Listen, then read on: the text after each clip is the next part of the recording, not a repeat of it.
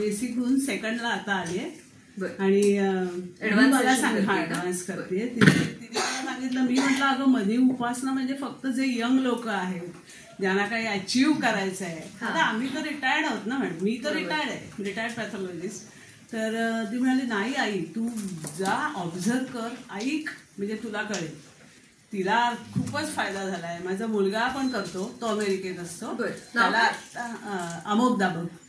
Okay. तर त्याला आता इन्क्रीमेंट मिळालं मॅडम 8 दिवसात फक्त. सिनियर इंजिनियर झाला.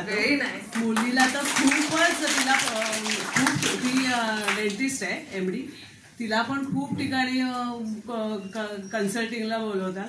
आणि मॅडम नाव काय तिचं? समिता, डॉक्टर समिता दाबक. ठीक आहे, I tell you story about her, very interesting. आणि मॅडम मी विचार केला की आता तिने मला एकसारखं फोर्स करते, आई तू करून तर बघ, एक लेक्चर अटेंड कर तू.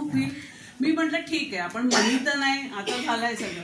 माझ्या आईची तब्येत ठीक नाही, मी सहज, आणि 93 एजची आई आहे, अजिबात तिला झोप लागत नव्हती, झोप म्हणजे खूप डिस्टर्ब होती ती.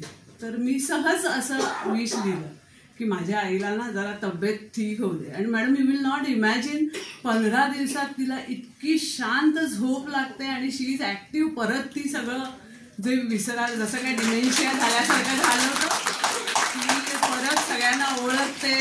इव्हन म्हणजे आता या एजला पण शाहरुख खान, अमजद खान सगळ्यांना ओळखते. त्यांचं त्या काळचं वाचनच तेवढं असतं मॅडम, आपल्याला तेवढं नाहीये.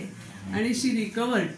Very nice. आता ठीक आहे, जितके दिवस तिचे असतील, पण तिला आता ह्याच्यातनं ते आम्हाला जी शांतता मिळते ना मॅडम, ती खूप. कारण आम्ही सगळे डिस्टर्ब होतो, एक जण झोपत नसलं की आपल्याला कोणी पूर्ण फॅमिली डिस्टर्ब असते मॅडम. तर खूप मला हा तर खूप रिलीफ मिळाला. बाकीचं विल सी.